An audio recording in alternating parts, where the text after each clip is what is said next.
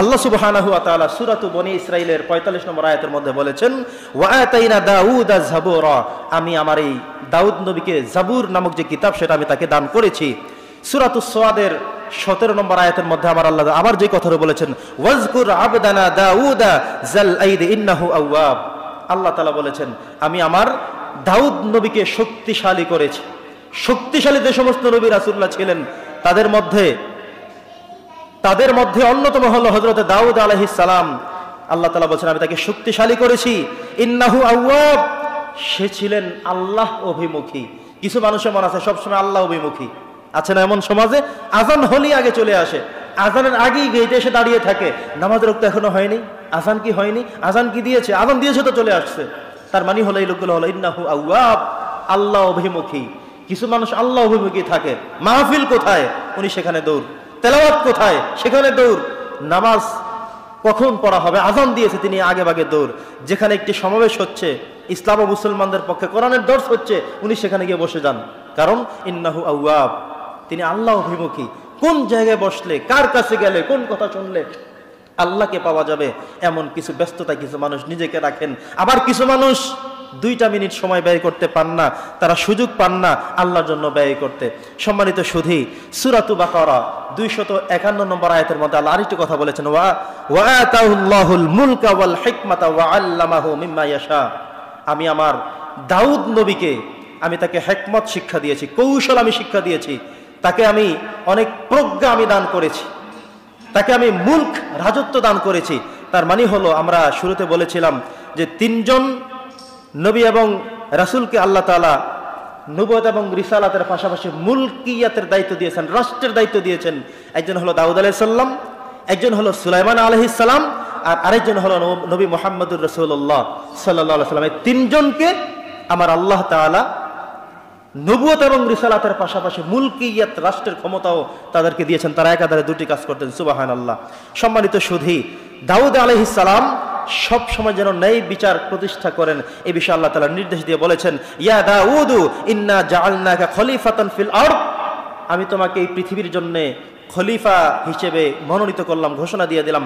ফাহকুম বাইনান নাসি বিল হক, তুমি মানুষের মাঝে হক সহকারে, ইনসাফ সহকারে কিন্তু ন্যায় বিচার করবে। ওনাকে আল্লাহ নির্দেশ দিয়ে দিয়েছেন। সমস্ত নবী রাসূলদের কি আল্লাহ তাআলা নির্দেশ দিতেন যেন তারা কখনো বিচ্যুত হয়ে না যায়, পদস্খলিত হয়ে না যায়, কারো প্রেমে পড়ে না যায়, কারো প্ররোচনায় পড়ে না যায়। তিনি সবসময় নবুয়তের অ্যাসাইন করার পরে তাদেরকে সুনজরে রাখতেন, জিবরাইল আমিন দিয়ে পাঠিয়ে বারবার কিছুক্ষণ পর পর, কয়েকদিন পর পর সতর্ক করতেন, কিভাবে চলবে, কিভাবে বলবে, কিভাবে খাবে, কিভাবে কাজ করবে, এই সবগুলো আল্লাহ তাআলা তাদেরকে নির্দেশনার মধ্যে রাখতেন।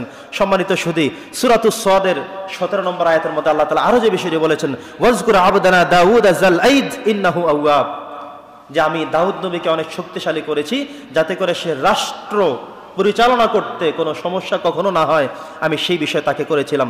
সম্মানিত সুধী, দাউদ আলাইহিস সালামকে আল্লাহ তাআলা কয়েকটি মুজিজা দান করে তাকে ধন্য করেছিলেন। প্রথম যে মুজিজা ছিল সেটা ছিল তিনি লোহা ধরলেই সেটা গলে যেত। কি ধরলে? লোহা। আমরা কেউ কি পারবো এমন যে লোহা আগুনের মধ্যে না দিয়ে লোহাকে আমরা মোড়াতে পারবো, গলাতে পারবো, কোনো কিছু করতে পারবো? আমরা কেউ পারবো না। কিন্তু আল্লাহ তাআলা সমস্ত নবী এবং রাসূলদের মধ্যে একজন নবীকে, দাউদ আলাইহিস সালামকে, এই নবীকে মাত্র এই কাজটি করার সুযোগ দিয়েছেন। উনি লোহা হাতে নিলেই সেটা নরম হয়ে যেত, মাটির মতো, কাঁচা মাটির মতো। যেমন করতে চাইতেন, যা বানাতে চাইতেন তাই হয়ে যেত। সুবহানাল্লাহ। এটা আল্লাহ তাআলা বিশেষভাবে দিয়েছেন, যেটি সূরাতুস সাবার 10 নম্বর আয়াতে আল্লাহ বলেছেন, ওয়া আলান্না লাহুল হাদিদ, আমি আমার এই দাউদের জন্য হাদিদ মানে লোহাকে, আলান্না মানে নরম করে দিয়েছি। উনি যেখানে ধরতেন, যেভাবে ধরতেন, যা করতে চাইতেন সেভাবে আমি তাকে সেই শক্তি এবং সাহস দিয়ে দিয়েছি। সুবহানাল্লাহ। শুধু তাই নয়, দাউদ আলাইহিস সালামকে আল্লাহ তাআলা আরো কিছু দিয়েছেন, ওয়াসাখখারা মা দাউদ আল জিবালা ইউসাব্বিহনা আত-তাইর। আল্লাহ তাআলা বলছেন, আমার দাউদ নবী যখন আকাবা উপসাগরে বসে তেলাওয়াত শুরু করত, কোথায়? আকাবা উপসাগরে যখন তেলাওয়াত শুরু করত তখন সবগুলো পাহাড় তাসবিহ পড়তো, থরথর করে কাঁপতো। সুবহানাল্লাহ। একজন মানুষ দেখেই বুঝতে পারতো যে পাহাড় কাঁপছে, তার মানে দাউদ নবী অবশ্যই তেলাওয়াত করছে।